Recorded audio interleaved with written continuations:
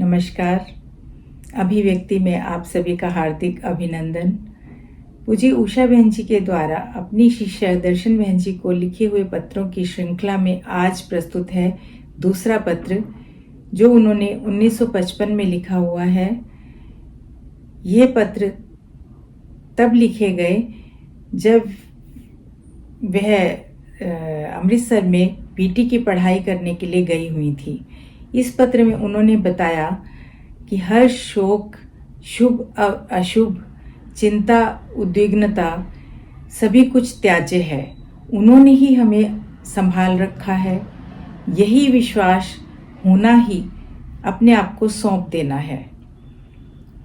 चिंता, ग्लानि तभी तक हृदय का श्रृंगार है जब हम श्री प्रियतम के लिए ही यह सब अपने मन में रखें।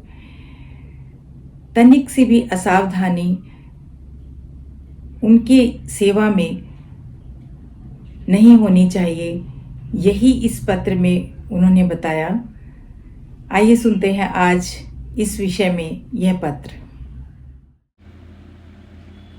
श्री हरि। यह पत्र है निकलसन रोड, अंबाला छावनी से 8/12/1955 का।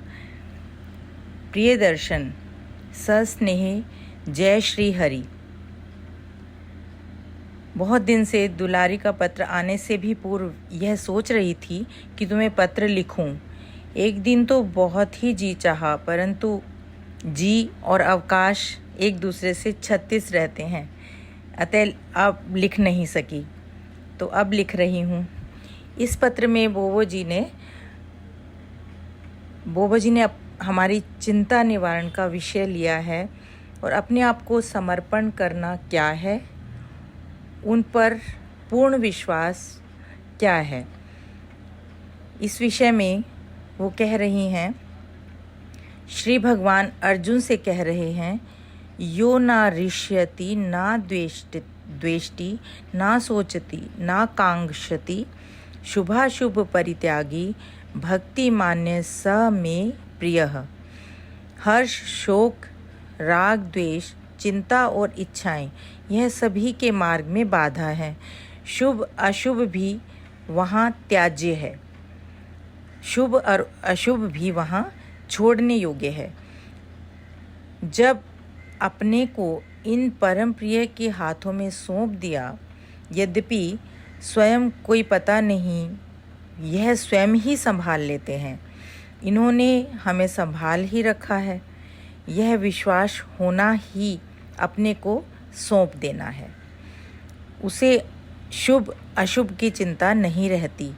फिर तो समस्त चिंताओं का भार इन चिंतामणि के चारों चरणों में ही विसर्जित हो जाता है। तुम्हारा काम है वह खुद ही जाने। भला हम बला क्यों अपने सिर पर लें। गोस्वामी जी महाराज के शब्दों में, सिया राम मैं सब जग जानी, करहूँ प्रणाम जोरी जुग पानी। यही हमारे लिए पर्याप्त है। मतलब उनको जब हमने सौंप दिया तो हमें कुछ सोचना नहीं, वो जाने, उनका काम जाने। शेष सब यह हमारे एकमात्र सर्वस्व ही जाने। संतुष्टो येन केनचित कहकर प्रभु यही स्पष्ट कर रहे हैं, जो कुछ भी हो रहा है उसमें संतुष्ट रहना चाहिए। पर संतुष्ट वही रहेगा जो यह जानता है कि प्रभु हमारे मंगल के लिए ही सब कुछ करते हैं। जो कुछ वह कह रहे हैं, जो कुछ वह कर रहे हैं, वास्तव में हमारा परम हित है, उसी में ही है।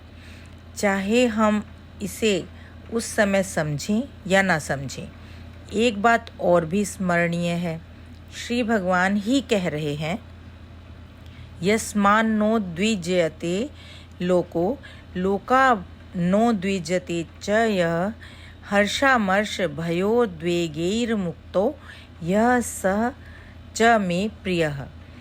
जहाँ दूसरों को उद्विग्न करना बुरा है, वहाँ किसी से उद्वेग प्राप्त करना भी हेय है। यानी अगर हम किसी और को उत्तेजित करते हैं, तो उसी प्रकार अपने आप को भी उत्तेजित किसी से होना वह भी छोड़ने योग्य है। उद्वेग हमें कब होता है? जब हम किसी बात को अनुचित समझते हैं और यह समझते हैं कि अमुक व्यक्ति ने अमुक कर्म से हमें ठेस पहुंचाई है। पर जब यह विश्वास हो कि सबके उर प्रेरक तो हमारे अपने ही स्वामी हैं, तो भला बताओ, तो किसी पर क्या क्षोभ, किसी से क्या शिकायत। हमारा भला बुरा, हमारा कल्याण अकल्याण, हित अहित, सब इन प्रभु को ही पता है। अतः अपने मन में ना तो उद्वेग, क्षोभ आदि ही आने देना उचित है और ना कातरता को ही। उद्वेग, क्षोभ, चिंता, ग्लानि आदि भावनाएं तो कभी कभी हृदय का श्रृंगार बन जाती हैं, पर केवल तब जब वह प्रियतम प्रभु से संबंधित हों।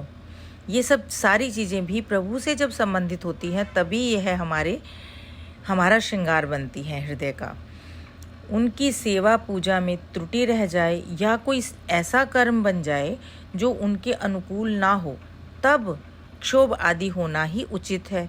ऐसे स्थान पर यह सोचकर कि उर प्रेरक भगवान है, अपने को धोखा नहीं देना चाहिए। वह कभी भी गलत प्रेरणा करते ही नहीं। हाँ, कई बार हम भी उसे उलट पलट समझ लेते हैं और कष्ट उठाते हैं। दूसरों के अनुचित कर्म देखकर यही समझना चाहिए कि यह करुणामय श्री हरि हमें शिक्षा देने के निमित्त ही ऐसा करवा रहे हैं, अथवा यह हमारी परीक्षा ले रहे हैं। ऐसा अवसर पर भी इन्हीं परीक्षक महोदय की ही शरण ग्रहण करनी चाहिए।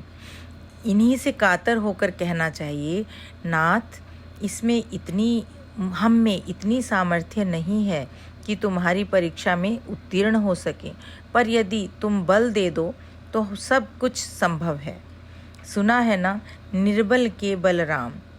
अतः यदि कुछ सुनकर सहकर हम धीर भाव से रह लेते हैं तो भी हमारी महत्ता नहीं है। वह इन निर्बल को बल देने वाले करुणा धाम की ही है। यानी अगर हम संतुष्ट होते भी हैं तो भी उन्हीं की कृपा से होते हैं। जाने क्यों यह सब बातें तुम्हें लिखी हैं, मैं जानती हूँ तुम धीर भी हो, समझदार भी हो, फिर वहाँ तो कोई कष्ट तुम्हें है भी नहीं। रही यह बात कि किसी बड़े ने कुछ कभी कह दिया तो भी कुछ बुरा मानने की बात नहीं है। वह माँ बाप के समान ही हैं और वह नहीं कहेंगे तो फिर कौन कहेगा। वह बड़ा भाग्यशाली है कि बड़े उसे कुछ कहते सुनते रहते हैं।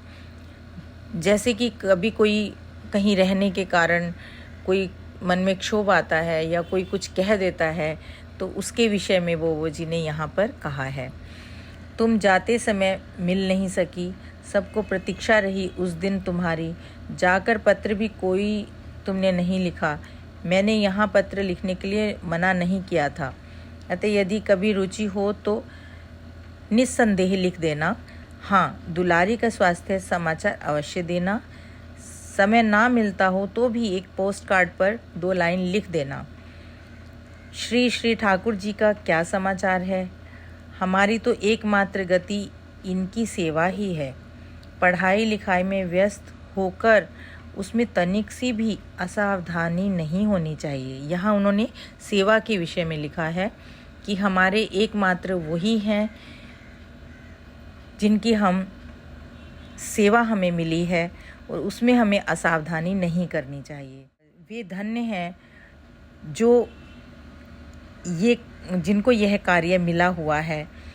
यहाँ पे उन्होंने ऐसा कुछ कहा है। पर हम जैसे अबल असहायों का संबल तो यह वपुधारी श्री हरि ही हैं। इनकी सेवा ही हमारा एकमात्र साधन है। आंधे की लाकड़ी यही एकमात्र अवलंब है। यह भी यदि हाथ से छूट जाए, जीवन ही किसके सहारे रहेगा। तुम यह सब बातें जानती हो, फिर भी लिख रही हूँ अपनी लेखनी पावन करने के लिए। तुम ही सोचो, उद्धव का सा ज्ञान लेकर हमें क्या करना है, उस ज्ञान का उस ज्ञान को शत शत बार स्वागत है जो इनकी सेवा पूजा में लगाए। शेष शुभ। दुलारी का हाल लिखना। तुम भी आशा है स्वस्थ होंगी। सबकी ओर से जय श्री हरि। सस्नेह तुम्हारी बोबो। आप सभी का आशीर्वाद इसी तरह बना रहे। दिव्य प्रेरणा से यह पत्र व्यवहार हमारे बीच इसी तरह चलता रहे, यही मेरी कामना है। त्रुटियों के लिए मैं हमेशा आपसे क्षमा प्रार्थी हूँ और आप आगे इसी तरह बने रहें और आगे भी इसको सभी तक पहुँचाने की कृपा करें, यही मेरी आपसे प्रार्थना है। धन्यवाद।